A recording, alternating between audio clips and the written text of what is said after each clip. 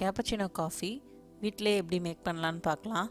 அதுக்கு நான் ஒரு பவுல் எடுத்து வச்சுருக்கேன். இந்த பவுலில் தேவையான இன்க்ரீடியன்ட்ஸ் எல்லாம் ஆட் பண்ணிக்கலாம். நான் இதுக்கு இன்ஸ்டன்ட் காஃபி மிக்ஸ் தான் யூஸ் பண்ண போகிறேன். எந்த பிராண்ட் வேணாலும் எடுத்துக்கலாம்.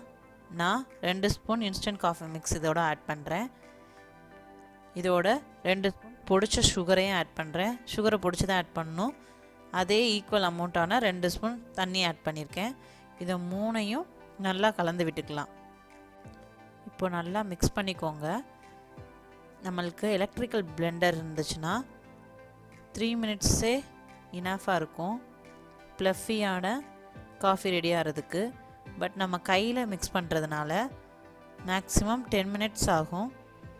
ஃபுல் ஃபோர்ஸையும் கொடுத்து நல்லா பீட் பண்ணிக்கோங்க.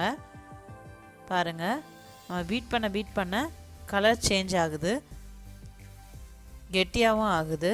நான் ஒரு 3 மினிட்ஸ் கிட்ட பீட் பண்ணியிருக்கேன். பாருங்கள், இதுக்கே நல்ல பீக் வருது. நம்மளுக்கு இன்னமும் ப்ளஃபியாக வேணும். ஸோ பீட் பண்ணிகிட்டே இருங்க. ஃபுல் ஃபோர்ஸையும் கொடுத்து பீட் பண்ணுங்கள்.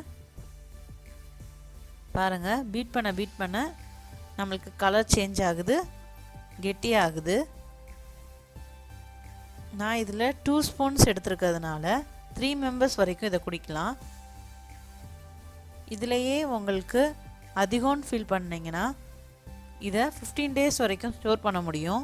இதை செஞ்சு வச்சுட்டு எப்போ தேவையோ அப்போ யூஸ் பண்ணிக்கலாம். ஸ்டோர் பண்ணுறது ஒரு ஏர்டைட் கண்டெய்னரில் போட்டு ஃப்ரிட்ஜில் வச்சிடலாம். நம்மளுக்கு 15 டேஸ் வரைக்கும் இது கெட்டு போகாது. ஃப்ரீசரில் வைக்கக்கூடாது, ஃப்ரிட்ஜில் தான் வைக்கணும். பாருங்கள், நான் ஒரு 6 மினிட்ஸ் கிட்ட பீட் பண்ணிட்டேன். எவ்வளோ திக்காக வந்திருக்குன்னு பாருங்கள்.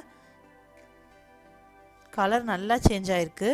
டார்க் கலர்லேருந்து லைட் கலர் ஆகிருக்கு. பாருங்கள், பீக் ஃபஸ்ட்டு காமிச்சதை விட இப்போ இருக்க பீக்கை பாருங்கள், ரொம்பவே ஷார்ப்பாக இருக்குது. இன்னும் கொஞ்சம் நேரம் பீட் பண்ணோன்னா நம்மளுக்கு ரொம்ப க்ரீமியாக கிடச்சிரும். நம்மளுக்கு க்ரீமியானது தான் வேணும். இன்னும் கொஞ்சம் நேரம் பீட் பண்ணலாம். எனக்கு சாலிடாக 10 மினிட்ஸ் ஆச்சுங்க ப்ளஃபியாக கிடைக்கிறதுக்கு.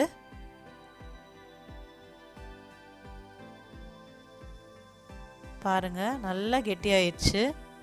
கண்டினியூஸாக பீட் பண்ணிக்கிட்டே இருங்க. விஸ்கில் பாருங்கள், விஸ்கிலேருந்து கீழே விழுகும்போது அதோட கன்சிஸ்டன்சியை கவனிங்க.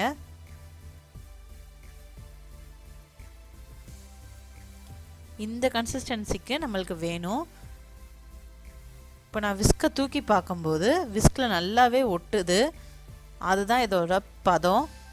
நல்ல ப்ளஃபியாக வந்துருச்சு. பாருங்கள், விஸ்கில் எப்படி இருக்குன்னு. நல்லா பீட் பண்ணிட்டேன். நம்மளோட மிக்சர் ரெடியாக இருக்குது. சைமல்டேனியஸாக நான் பாலையும் நல்லா சூடு பண்ணி வச்சுட்டேன். இப்போ நம்ம காஃபி போட ஆரம்பிச்சிடலாம்.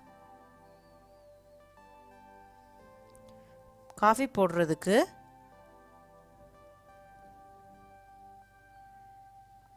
இது ரெடி ஆயிடுச்சு.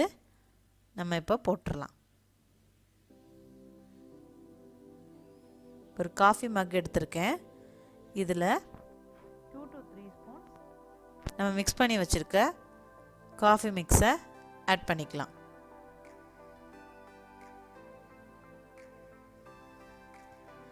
அதை நம்ம போடும்போதே தெரியுது அது எவ்வளோ ப்ளஃபியாக இருக்குன்னு.